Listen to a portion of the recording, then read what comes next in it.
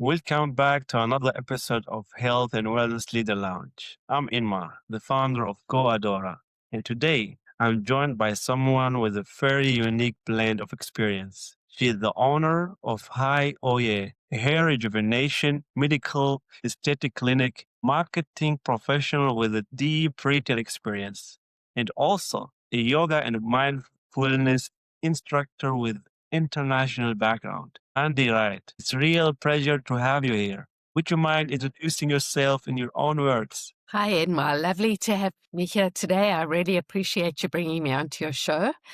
Yes, a little bit about me. I am a South African born, but I've just recently become an American citizen. My journey has been very broad, as you say. We started in retail and specialized in IT retail. I was really doing mostly marketing for the group at the end in South Africa. And then with my ex-husband's move to Dubai for his career, I moved to Dubai, and that gave me the opportunity to recreate who I was. It was a very different landscape, and my skills didn't necessarily transfer there. So I re-educated as a yoga instructor and mindfulness instructor, and I taught various groups of people, overweight people, people with special needs, even a lot of young children, preschool children, as well as normal yoga. And I loved it. It gave me a new way to look at myself and appreciate the people around me. And they all came with their own stories and their own journeys. And I was just guiding them with the yoga and breath work. We then moved to the States again to follow my ex-husband's career. And I did teach yoga here for a while, but there was an opportunity for me to get more involved in the aesthetics industry. And obviously in Dubai, we'd been very exposed to the aesthetics industry because of the nature of the population there. Everything new is really on the doorstep in Dubai. So I'd been exposed to a lot of the practices there. So in Seattle, initially I was part of an aesthetic group. What happened is COVID came along and everybody started losing their hair. So at that point, I branched out and I opened my own company called Hair Oye with a new technology. Previously, we'd only had things with injectables, and this was an opportunity to bring an ultrasound technology into the market and to service those people. And currently we're seeing the market just grow because people are on GLP-1 drugs, people are very stressed, inflammation, all sorts of things. So that's my business at the moment. I specialize on hair loss. I re-educated again. I became a trichologist. Your experience is so huge and in such a different space. It's very unique. I really love it, Mandy. I think there's a thread that goes throughout. You're still managing a business, whether it's retail or it's a yoga business or it's a hair business. The fundamentals are still the same. I think it's important to just be authentic and be passionate about what you do and show up. When I listen what you said, so I would say Corona was the thing that pushed you toward creating Hair Oye, or there was any other specific moment where you felt I need to build something now on my own? Yes, there was. I had recently got divorced, and it was okay. My children had both gone to college, so it was an opportunity for me to take time to do something for me. It's a little selfish, but in the same respect, having a divorce, I put extensions in my hair and it all broke off. The weight of the extensions was too heavy for my fine hair. So I had my own hair issue on top of that. So I was looking for solutions and then really discovered what a big market was out there for hair loss solutions. It was because of Corona, or you think it was because of something else? Well, this is the thing. With COVID, obviously you had spiking temperatures, body temperatures, and the heat of that can make you lose hair. Also, when you're ill, your body treats the hair as a non-essential function. Your organs are priority, your health is priority. So it diverts your nutrients to your organs and to your key functions, and it'll drop hair. It'll just let the hair go. It's also if you have inflammatory, and often with COVID, a lot of people had inflammation. Inflammation is one of the highest causes of hair loss. In fact, when they do autopsies on cadavers, they see 70% of hair loss is microinflammation. So a lot of the solutions now are looking to resolve that. You would have had all of that in some form or another happening with COVID. But the other thing is we all had vaccinations at that time too.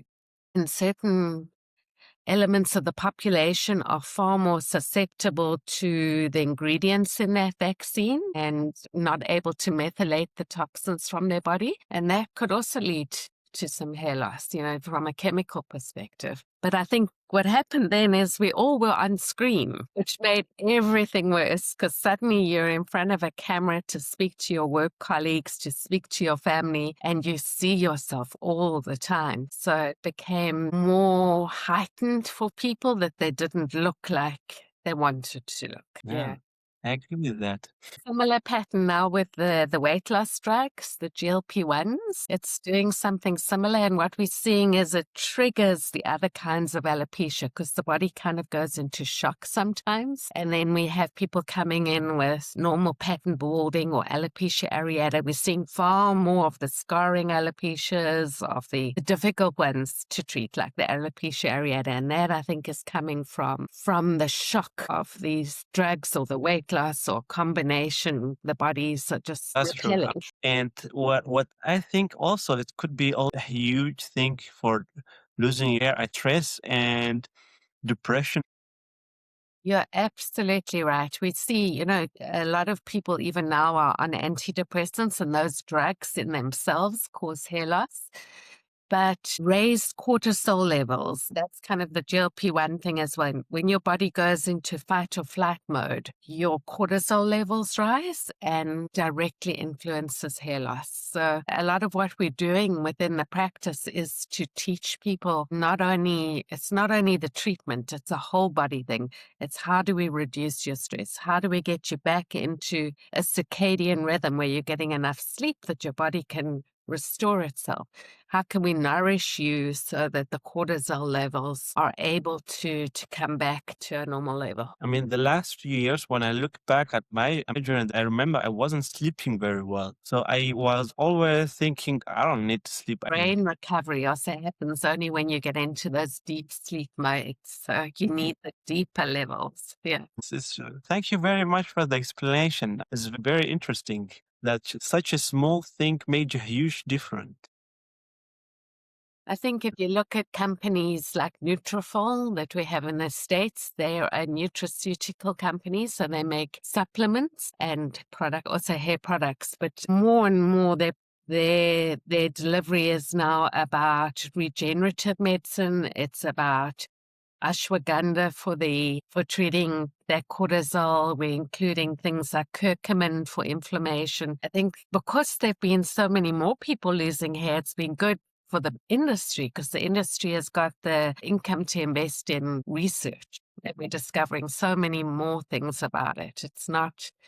It's really about the hair at the end. It's about the person and the quality of that scalp, the skin. I will jump in for a question about your work. As you know, like hair rejuvenation is interesting, like crossroad, like it's medical, aesthetic, and deeply emotional for clients. From your background, yoga and mindfulness influence the way you approach clients inside of medical aesthetics. I'm pleased you asked that question actually, because I think it's a huge differential. If a client goes to a dermatologist here in this country, generally they have a 15-minute appointment.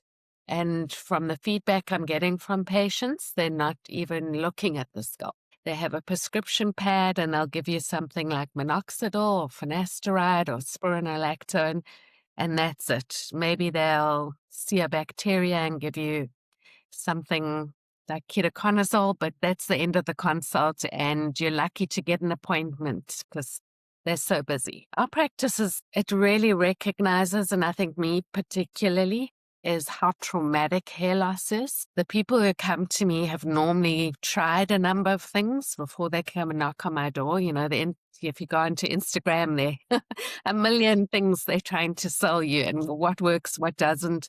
It's very confusing. So our initial consult we actually do for free because it's just to understand. We take a full hour to ask questions, do a scalp analysis with a microscope, look at the patterning, and try and identify what is causing the hair loss. Because we can do treatments, but they may not work. We need to understand what has caused it and try and help you mitigate that cause, and then get the health of the scalp back so that you can grow hair. And it's a slow process. So those patients really have to trust. They're giving you money long before they're going to get hair.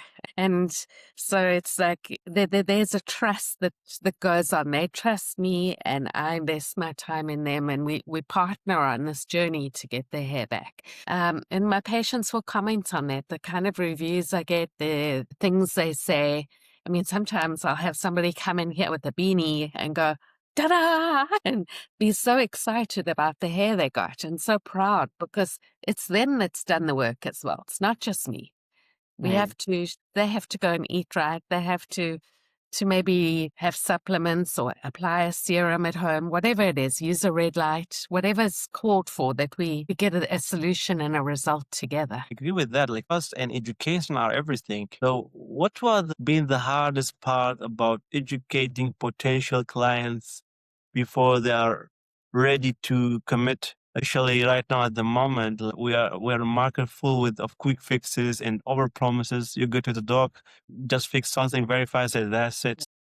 You've knocked the nail on the head there. It's this instant gratification. Our society wants a solution right now. And I think that's why the hair transplant places are doing so well. But then we see those patients maybe a few years later, and they've pulled all their plugs out, they've transplanted them, they've died because they didn't solve the problem underneath. Yeah.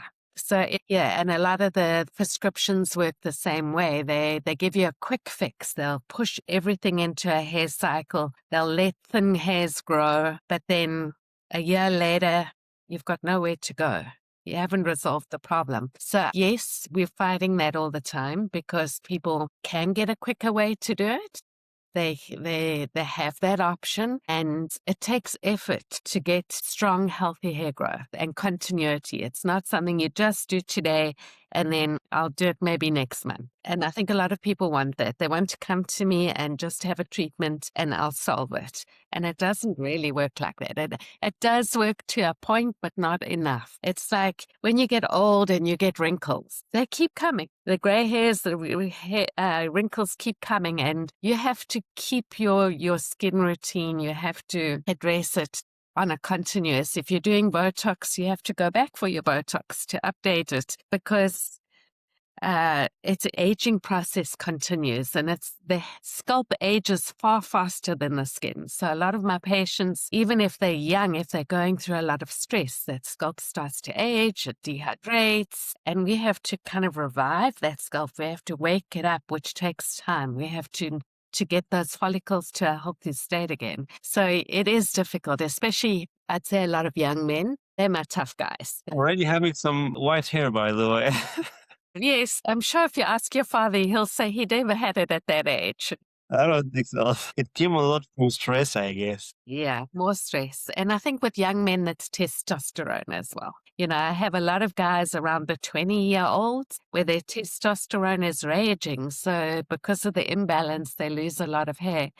And the same happens to middle-aged women. But those young men, they don't want any routine. They don't want to change their diet. They just want to live. They just don't want their hair falling out before they get married. You're a good candidate because as the scalp follicles get healthier, then they don't let in as much light and you don't have much gray hair. So as I do my patients, you see the hair restoring to color. Even myself, I've managed to get rid of quite a bit of my gray hair. We go back to the testosterone. I didn't understand that example. Okay. I hear that for the first time. What do you mean when men have high testosterone and drop, or how is it? It is.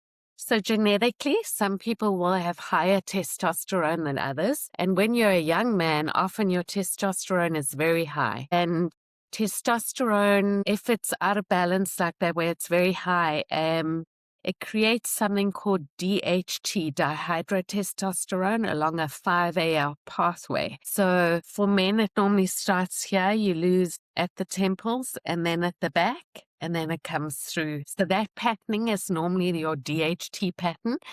The same ironically happens to women in middle age. When our estrogen drops, we have the same imbalance. It's not that our testosterone is high, but our androgens are high and out of balance. And we have hair going around the face and then at the crown and then through. So a little different, but it's a similar pattern. But for men, what a dermatologist would give you is something called finasteride normally, which is a really heavy hitter. It works on the testosterone, it reduces it, but it can make men very, if I can say, like a woman in many ways. They can get weepy, emotional. They also get something called erectile dysfunction, ED, and that can be permanent. So in Europe, they actually have an investigation linked to suicides with that drug, but it's something very readily prescribed in the US. In our practice, we use something herbal that blocks the pathway from Nutrafol, and it's mainly saw palmetto, a high dose of saw palmetto. So there are no side effects really. For guys, it's a lot more doable. Nobody wants to lose your testosterone. If you've got to choose, hair can go. Thanks for the explanation. I didn't know about that. It's very interesting to know It's a about very it. common one. Thank you very much. We jump into another section. Yes, You have like a strong marketing background, Mandy, I do, yes. and you're also running operations, client care, and the clinic itself. Where do you personally feel like the heaviest mental load right now in the business? Oh, okay. I think as a small business in this country, it is difficult to compete. Essentially, maintaining a website and your SEO and getting enough awareness out about the business is essentially very expensive and very time consuming. If a competitor has a franchise around the country or internationally, that cost is spread across the franchises. So when we're competing, they have bigger buyer power. You know, they can put a Google advert out and their cost for that Google advert will be under $100. For me, it's closer to $300 per patient. That's difficult for small businesses to run. And I think I battle with that on an ongoing basis is how much money do I put where? Do we put it more into getting more referrals? Is it social media? Is it advertising? Is it eventing? Because with hair loss, you'll have it and you'll recover from it. But some patients will come back for top-ups, but generally I need new business all the time. And that's tricky. Yeah. So what about the compare? Like you have, is it like either a big compare in the area or like aesthetically, normally the people, they have to go back again and again Yes.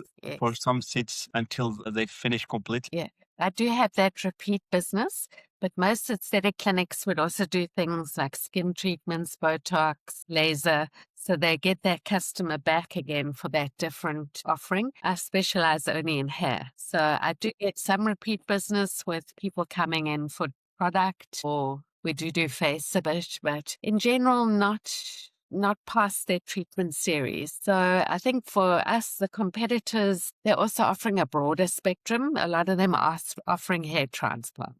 Hair transplant. That is a big differentiator. They'll have hair transplants, and then a lot of the aesthetic clinics are offering microneedling or PRP for the scalp, which we don't do, but it competes head on with our treatments. And we're much price-wise similar, but it's just PRP is now well known, and microneedling, anybody can really get a skin pen, an esthetician, any esthetician, and microneedle the scalp.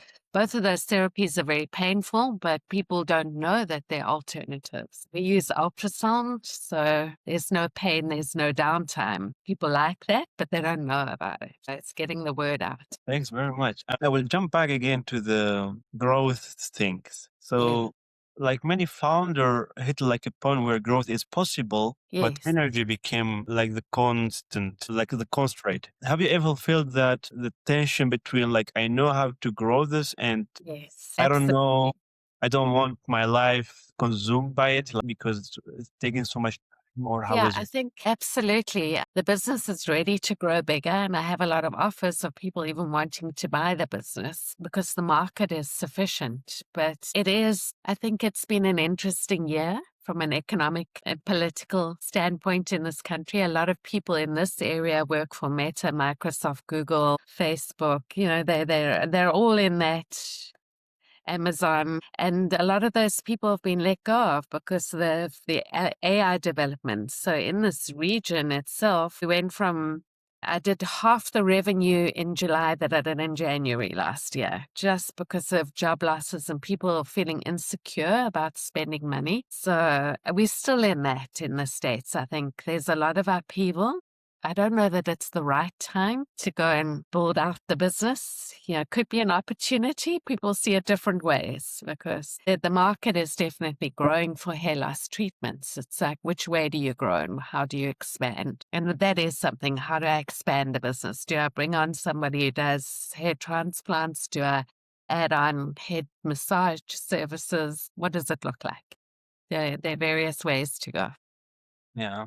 The last few years here also there wasn't that like there was a lot of business shut down and but it was very hard also for them, especially like for middle and small businesses. They couldn't make it bigger because the economy wasn't that great.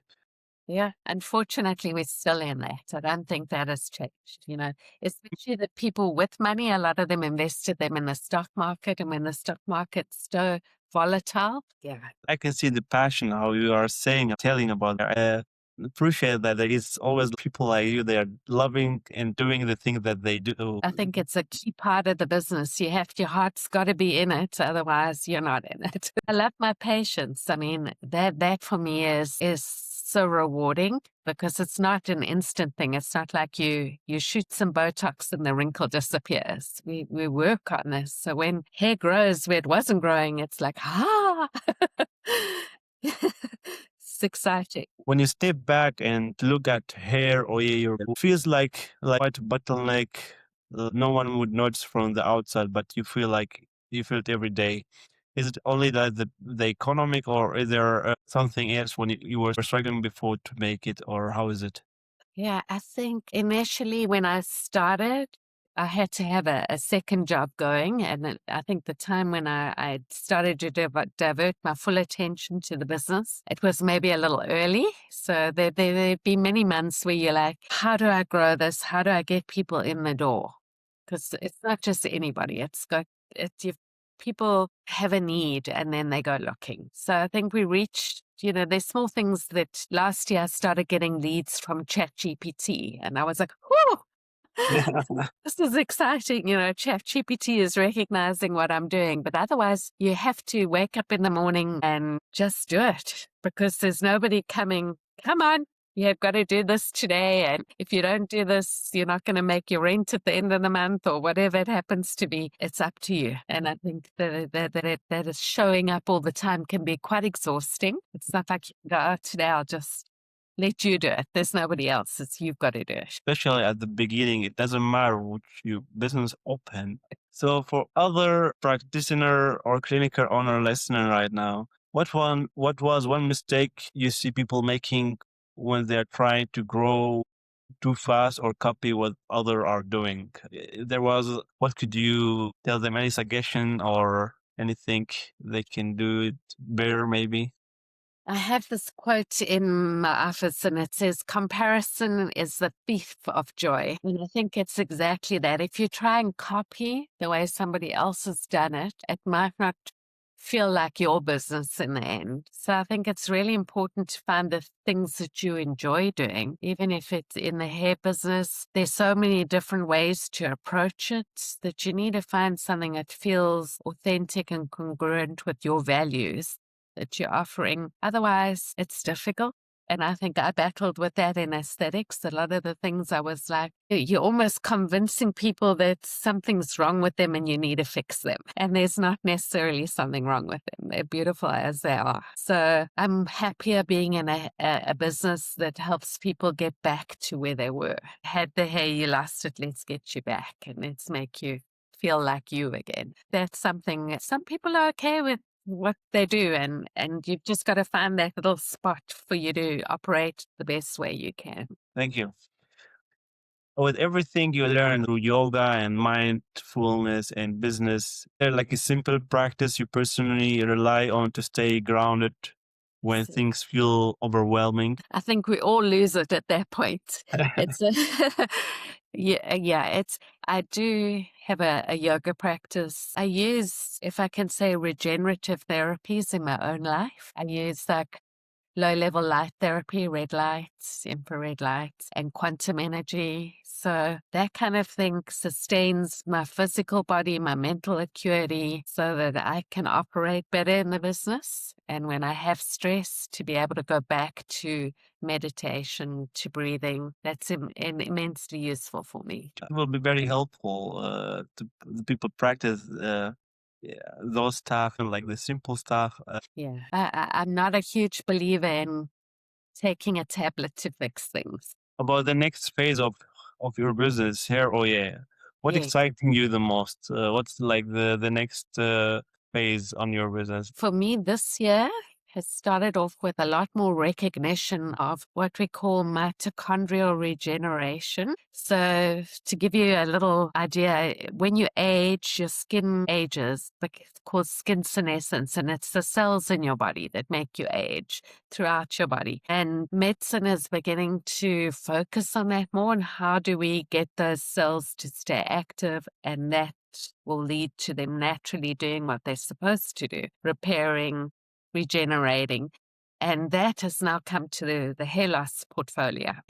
Over the last couple of years, we've had exosomes, we've had biosomes, and now we even have salmon PDRN. So when we're able to offer those in shelf-stable versions for customers, that they can continue the therapy, that we're able to deliver them in treatments, it is very exciting. When we're starting to work at the body healing itself, that's very exciting for hair for me. Very exciting goals. Yeah, it's like what for me, that's a path I'd like to follow and grow the business along those branches. I'm happy for you, Mandy. So for our last question, and then I can leave you.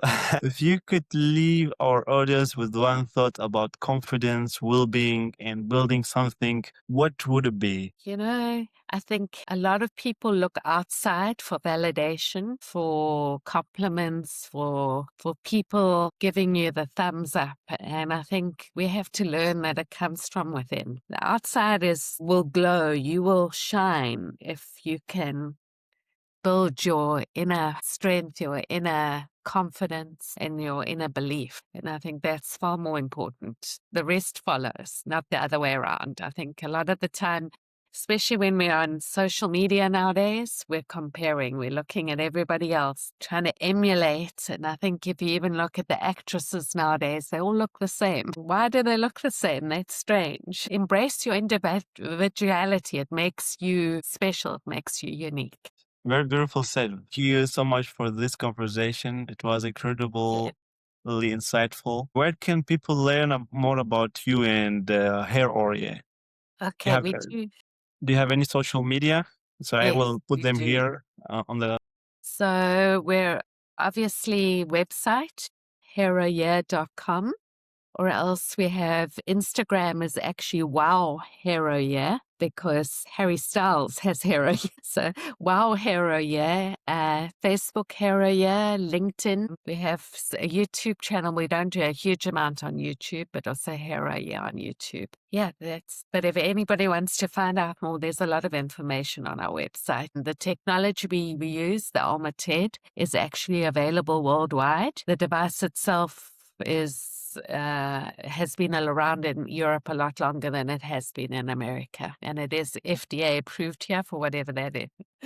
Resonates with people. I will put all the social media in the comment section, also on the under title here. Well, Everyone can click and see it. Perfect. Thanks again, Thank you so Mandy. much for having me. It's been a good time to spend with you. I really enjoyed it also. And thanks for everyone listening. And we'll see you in the next episode of Health and Wellness Leader Lounge.